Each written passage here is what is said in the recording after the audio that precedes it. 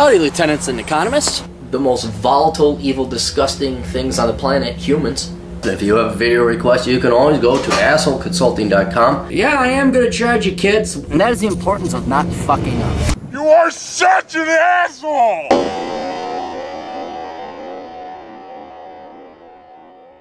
Yeah, get it out of your system. You'll get old too. Assholeconsulting.com. Go there, you talk to me. World's only professional asshole. Hey, Cappy, huge fan of yours. And I wanted to say a big thank you for all that you do.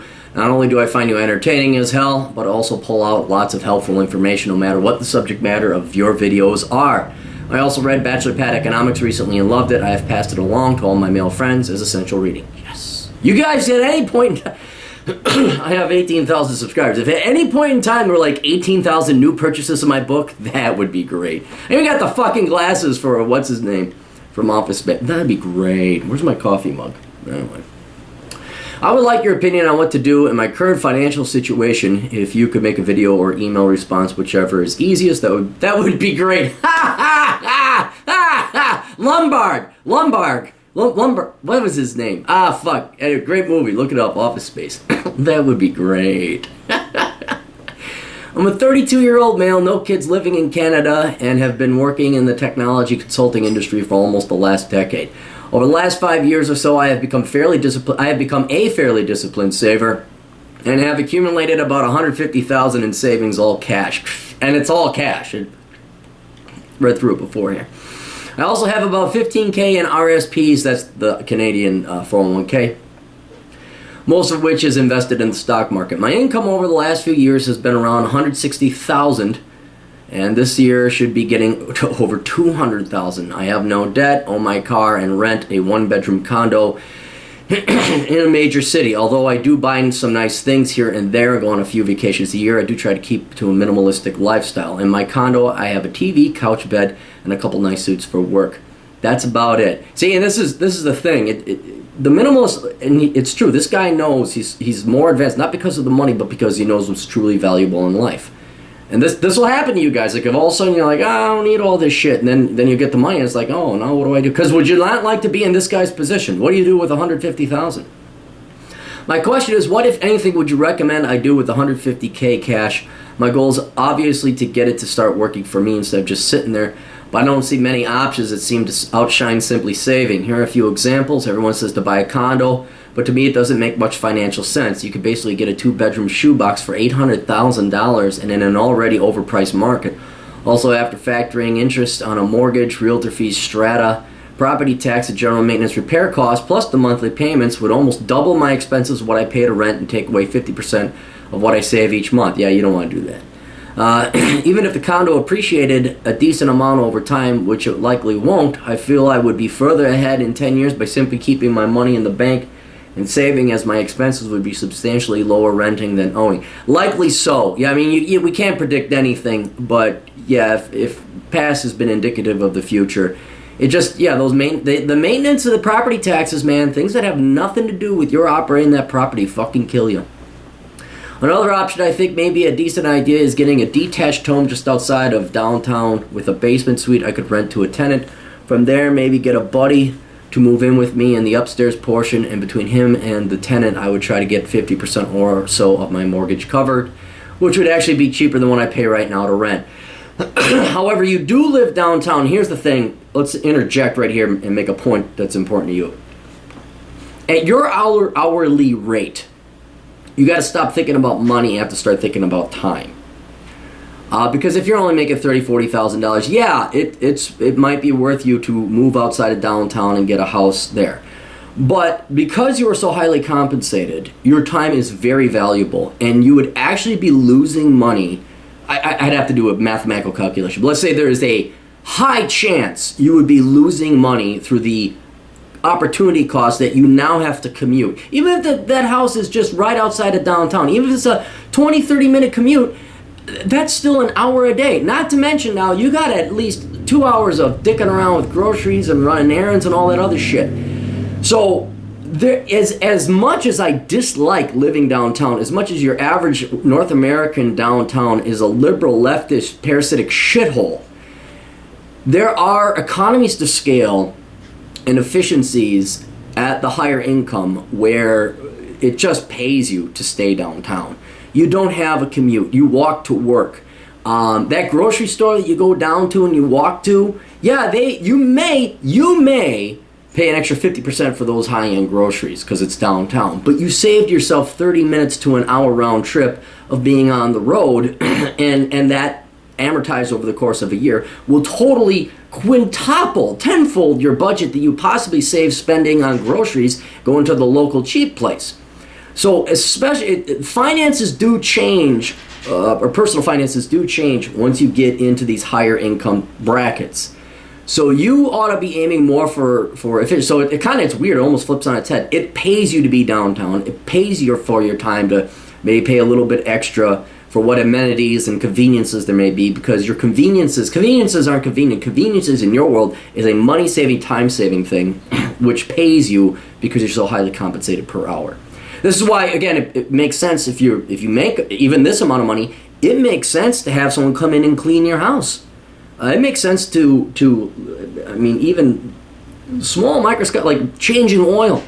It's not worth it's not worth your time to change your own oil or do your own auto mechanic repair. Get that shit out, so it's going to take you 5 hours. At your rate, prorated what? It's $160 per hour. No, not per hour.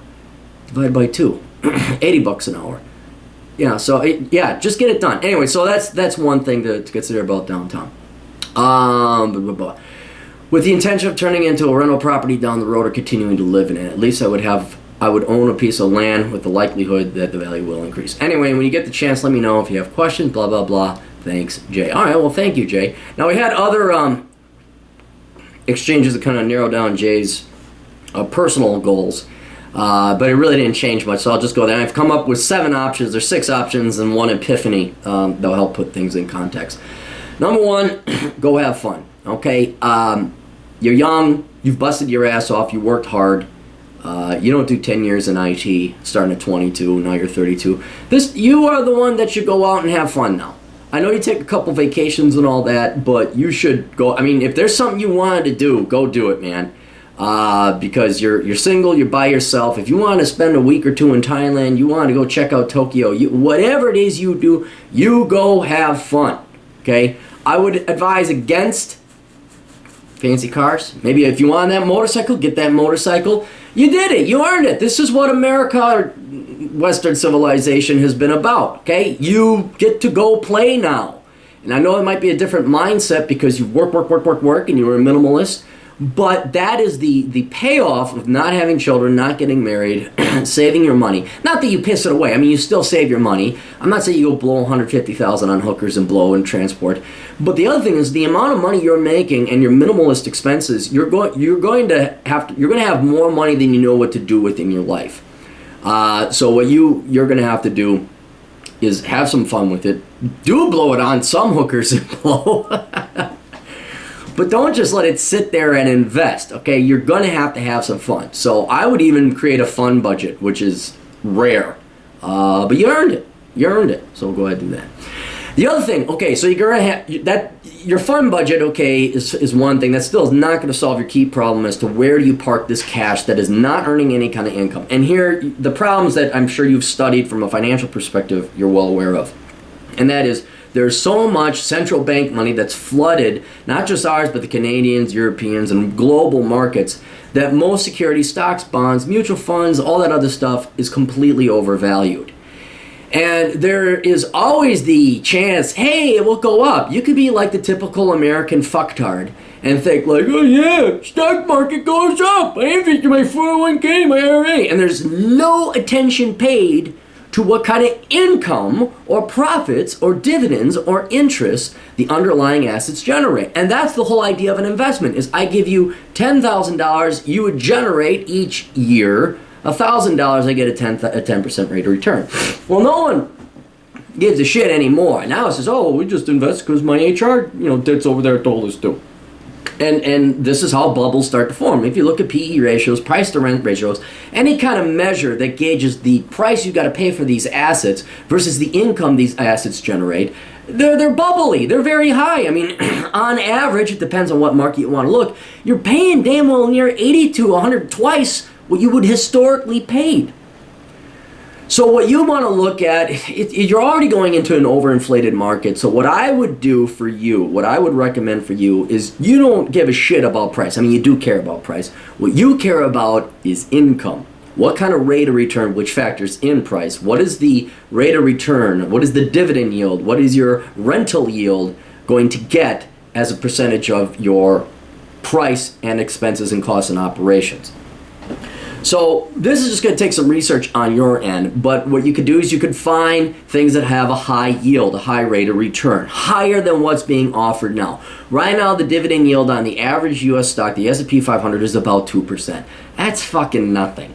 So there are mutual funds, there are assets, there are companies where their dividend yield, the dividends that they pay, the check you're going to get as a percentage of the price, 3, 4, maybe 5%. But the problem with these high dividend, like the higher you get, the higher risk it is, as it is the law of finance. You know, interest rates is the same thing. Yeah, you can, I'm sure you get a great rate of return with Argentinian bonds right now, but the fucking lazy socialist scum down there with that cunt of a president they got, they're not going to pay you.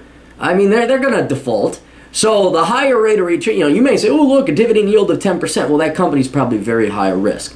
So what you got to do, now you could look at REITs, real estate investment trusts. That's like kind of mutual funds of rental property. You could look at individual rental properties, which we'll talk a little bit about later. What you got to do, though, is take a look and find out what asset classes out there are generating.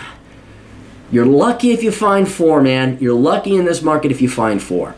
And not terribly risky either. So look at quality corporate bonds, you know, look for a high interest rate, look for dividend yield, high dividend yield mutual funds, high dividend yield stocks, real estate investment.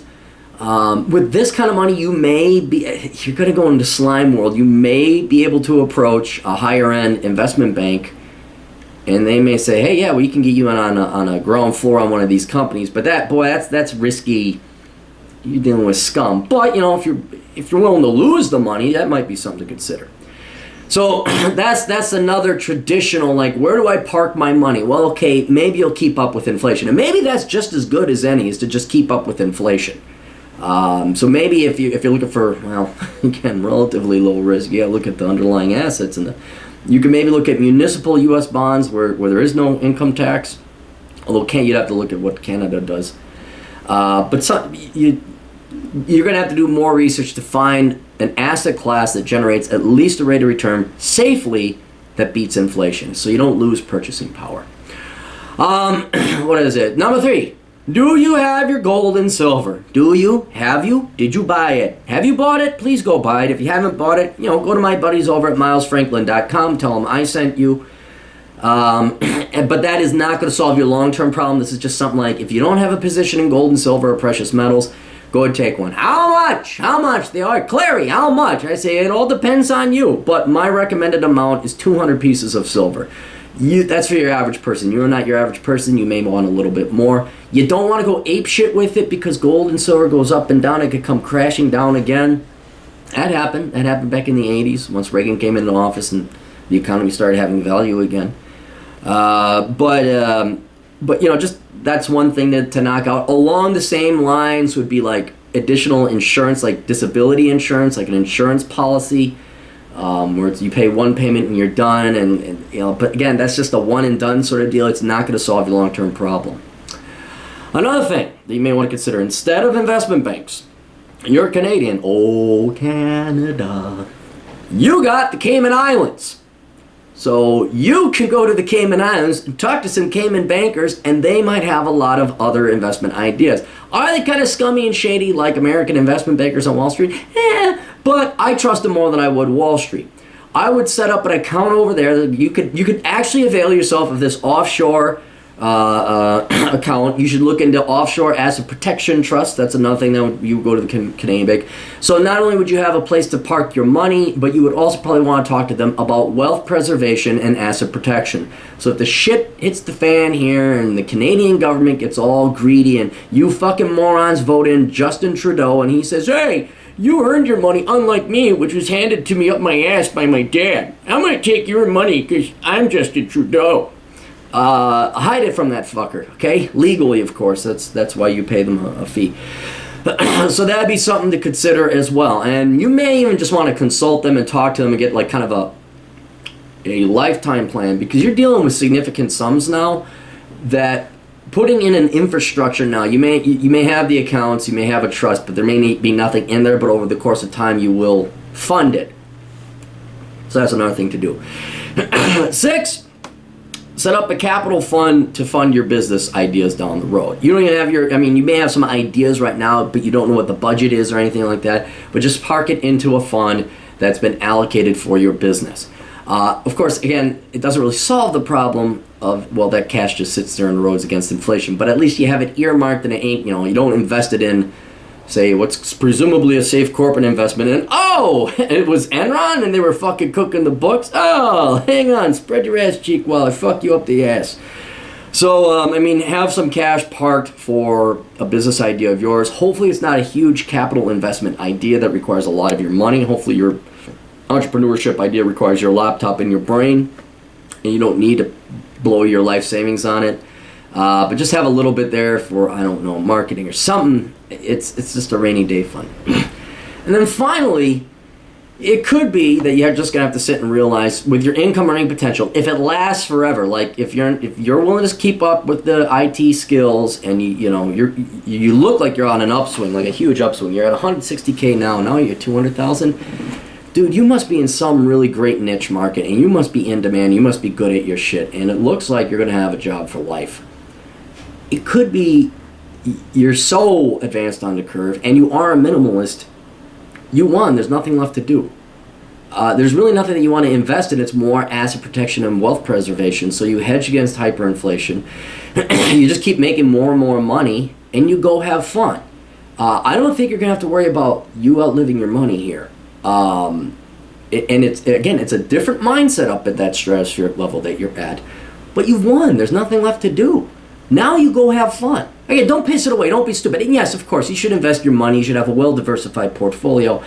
Maybe even a little bit of fun and risk. Fine. Go talk to the investment banking douchebag. See if they got snippety fuck IPO. Like, yeah, it's an IPO. We're gonna sell stuffed buffaloes made of styrofoam. That's crazy. The kids all want them. Go ahead. Maybe have a little bit of risky money that you can afford to lose. But you've done it. It's kind of to the first part of go have fun, but it's the mental epiphany, the realization that for you, there may be nothing to do except barely tread with inflation. Oh, I forgot. I apologize. I skipped over your rental idea. So finally, your rental idea. It might be worth buying a house outside. The problem with buying the house outside, yeah, I agree with you, your condo market, that shit's overinflated. Maybe you wait for the housing bubble to crash, and maybe you pick it up really on the dirt cheap. But whether it's a condo downtown or a rental outside of town, or property outside of town, you expose yourself to a huge risk. You got it great right now. It doesn't get any better than what you got. When you get a rental property, you expose yourself to lawsuits. And the number one most vile, disgusting, evil thing on this planet is humans. They will cost you more money than a tornado. So I don't know if it's worth risking what you got now, because you're Mr. fucking Daddy Warbucks. If they catch whiff of what you make and you go rent a property, your tenants could also, oh yeah, I got mold, or Lord knows what the fuck your Canadian leftist whiner professional victim types are up to. If you had a property that you just wanted to live in, and you had your most trustworthy friend ever you could trust to rent that, okay, fine. But then that just deals with the human aspect. There's always the chance, okay, you got to look at the external forces. You got to look at, okay, it's a good neighborhood now. What if it becomes a bad neighborhood? What if Section 8 or whatever the Canadian equivalent of government housing is over there, they decide to plop that right there?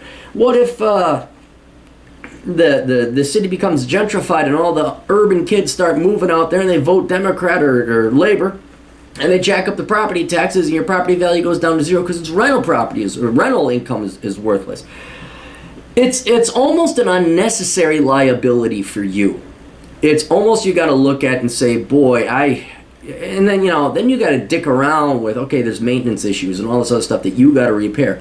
And maybe you don't have to repair it. Maybe you pay to have that outsourced, but you still got to call. You still got to look for a tenant. You still got to deal with all this other shit. I'd be really careful because, yeah, there's an idea there. It's possible. But I would almost wait. Like, if you find a property that really works good for you, you could pay cash for it, maybe, and then rent it out to only the bestest of bestest tenants.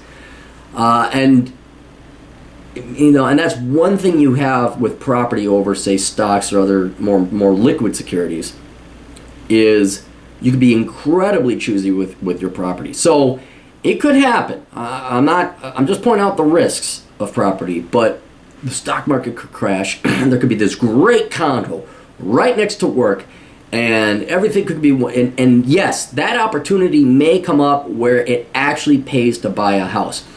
But boy, you want to be as picky with a house as you are with a wife. I mean, you really got to choose it, because just like a wife, it can fuck you over. So I don't know if in your case that I'd even take that risk, but like if all of a sudden you found a house that you personally love, like you're like, wow, this is the house for me, I fucking love it. Cool, fine. Otherwise, yeah, that's not. But anyway, to the previous point, the more philosophical one. I think you've won. And it's going to take a mental adaptation and a change. Yeah, okay, go ahead. Invest in assets to adjust or hedge against inflation. But you don't need... I mean, unless you had this goal to become like a James Bond level villain billionaire. And race horses or fucking wear ascots. Which you can buy very cheaply, by the way, on Amazon.com. You done it, man. You fucking done it. You did it. You fucking won. You're 32.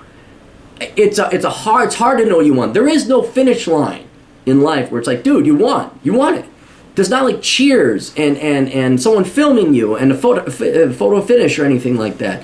It's all of a sudden you wake up one day, you've played your cards so right, and then life just naturally happens well for you. And it's weird adapting to that, because typically most people are used to strife. I mean, genetically, you're programmed to like constantly go, go, go, go, go. You got to realize you've passed the finish line. You came in first, and now, if you have that old mentality that does not apply to your situation, you could, like a lot of people, don't waste money on rent. Go get a house. What if you bought a money pit? Okay, then you lost money. So you got to think differently now, based on your income and your current position in life. Anyway, hope I gave you some ideas. Hope I gave you some thoughts to think about. And as always, any of you could go to assholeconsulting.com. Ask old Clary here, Uncle Cappy, questions that you got. Hopefully we'll point you in the right direction. And God almighty, maybe even sometimes that advice might pay off. Toodles.